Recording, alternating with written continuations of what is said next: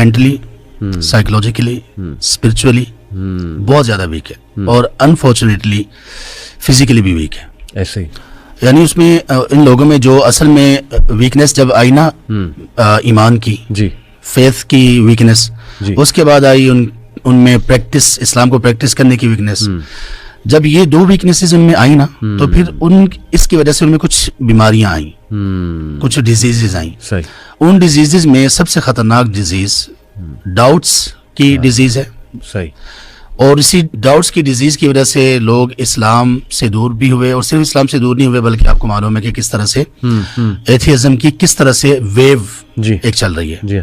اس کا سبب یہی تھا کہ پیچھے ویک تھا ایمان بھی, اور پریکٹس بھی نہیں تھی, اور علم تو بالکل سرے سے اس کے ساتھ کنیکشن ہی ان کا کٹا ہوا تھا. تو اس کی وجہ سے یہ ڈاؤٹس کی بیماری, ڈاؤٹس کی ڈیزیز ان میں آئی, اور جب خطرناک اپنے لیول پر پہنچی تو اس کا مطلب یہ کہ ایتھیزم پھیل رہا ہے. اور اسی طرح دوسری ڈیزیز ہے شہوات کی ڈیزیز. یہ جو ایک ڈیزائرز, اور اس کو ایک بالکل انکنٹرولڈ ڈیزائرز, اور اس میں ہمارا میڈیا, اور اس میں یہ جو بےہودگی, اس میں پورنوگرافی, اور اس میں یہ سب چیزیں. اس میں تو ابھی میرا چند دن پہلے بھی ایک یونیورسٹی میں تھا, ایک سیشن تھا, اس کے بعد کچھ نوجوانوں کے ساتھ ہم بیٹھے تھے. آپ کے پاس تو ایسے بے شمار آتے ہی رہتے ہیں.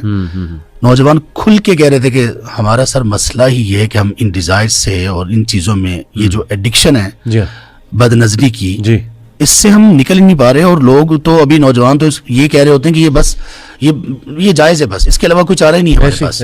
خاص طور پہ یونیورسٹیز کے جو نوجوان ہیں وہ یہ کہہ رہے ہوتے ہیں. تو جب ان میں وہ اسٹرینتھ نہیں رہی جو عقیدے کی ہے, جو عمل کی ہے, اور جو علم کی ہے, تو یہ ڈاؤٹس کی ڈیزیز ان میں آئی جو زیادہ خطرناک ہے. اور اس کے بعد ان میں ڈیزائرز کی ڈیزیز آئی, جس کی وجہ سے یہ سارا وہ پھر کمزور ہو گئے. اب جس میں یہ ڈیزیز ہے, یہ جو ایڈکشن ہے, بد نظری ہے, وہ فزیکلی بھی بہت زیادہ ڈاؤن ہوگا. وہ اس کی ڈیسیجن پاور اس کی بہت زیادہ ویک ہوگی. وہ اخلاق میں بھی کمزور ہوگا, وہ کسی چیز میں پارٹیسپیٹ نہیں کرے گا. اس کے جو سائیکولوجیکل ایفیکٹس ہیں ہم بہتر سمجھتے ہیں. ان میں ایک یہ بھی ہے کہ وہ بندہ نا اپنی ہی اندر ایک قبر کھوتا ہے, اور اس میں دفن ہوتا رہتا ہے. بالکل صحیح. اور وہ ایک دفعہ کر تو لیتا ہے, ایک چھوٹی سی تھوڑی سی وقت کی لذت کے لیے, وہ اپنے ضمیر کو بھی, اپنے دل کو بھی, اور اپنے وہ جو ایک اسٹرینتھ اس میں ایمان والی ہوتی ہے, ان سب کو بالکل وہ دفن کر دیتا ہے. بالکل ٹھیک. اور اس کے بعد وہ کسی کام کا نہیں رہتا. اور ایسے جو لوگ ہیں ان کے لیے تو جنگ لگے نہ لگے ان کو کوئی فرق نہیں پڑتا, الا یہ کہ کوئی ایسا اللہ کی طرف سے ان کے لیے کوئی آزمائش آ جائے جو ان کو کھڑا کر دے.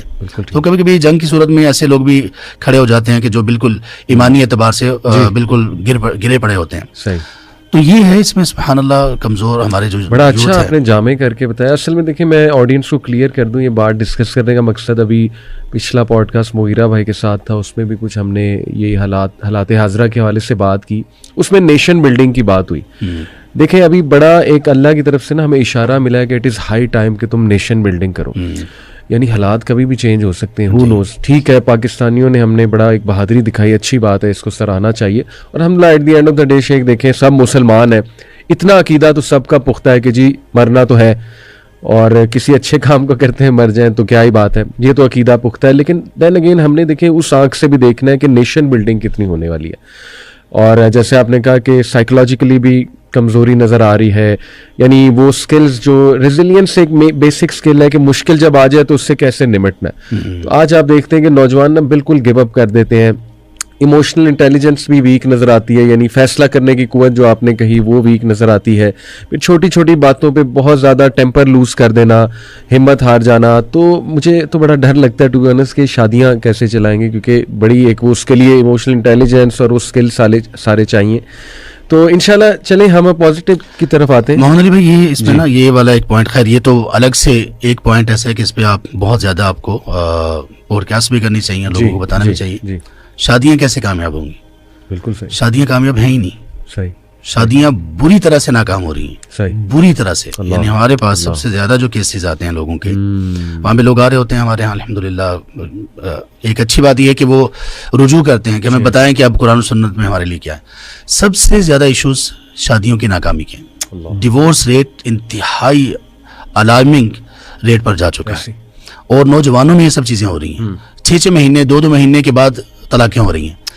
تو اس کا بھی یہ ایک بہت بڑا سبب ہے. خیر پازیٹیو چیزیں بھی اس میں آ سکتی ہیں, جیسا بات کر رہے تھے, بات کو کنٹینیو کیجیے. تو میں چاہ رہا تھا کہ ہم پہلے اس پہ بات کریں کہ مینٹل اسٹرینتھ اور یہ فزیکل اسٹرینتھ, اس کے لیے سب سے پہلے تو میں آپ سے پوچھنا کہ صحابہ نوجوانی کچھ ان کی نظر آتی ہے, مطلب ظاہر ہے کتابیں تو لکھی ہوئی ہیں ان کے بارے میں کافی لوگوں نے, لیکن وہ جو نوجوانی کا ایک فیز ہوتا ہے اس میں صحابہ کی کیا روٹین تھی, کس طرح فوکسڈ رہتے تھے, کیا ایسا مل گیا انہیں کہ ان میں اسٹرینتھ آ گئی, ذرا ہم اپنے نوجوانوں کو گائیڈ کریں انشاءاللہ. محمد علی بھائی, اس میں سب سے جو بنیادی چیز ہے نا وہ تھا کہ ان میں جو ایمان ان میں جگایا گیا تھا نا, ان کے دل میں جو ایمان پیدا کیا گیا تھا, جی جی, وہ ایمان اصل میں ایک ان تمام چیزوں میں وہ ایمان ایک نا روح کی حیثیت رکھتا ہے.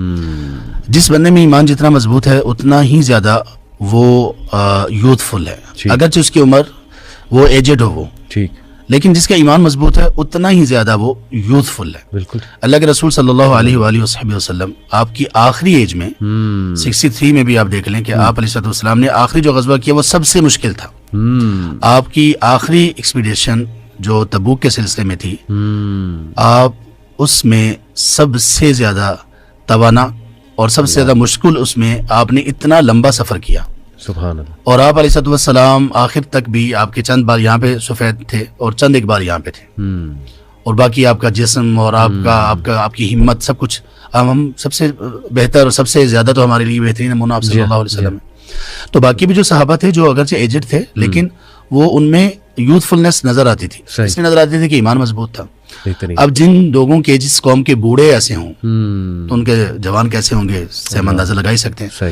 سیدنا عبداللہ ابن عمر وہ کہتے ہیں عباد اللہ اربعہ, عباد اللہ اربعہ, 4 عبداللہ, 4 صحابی 4 عبداللہ, چاروں ہی نوجوان, اور کمال کی ان میں صفات تھی, اسٹرینتھ ان کی کمال کی تھی, ان کے سکلز کمال کے تھے, اور وہ 4 عبداللہ سمجھ لیں کہ 4 امتیں تھیں.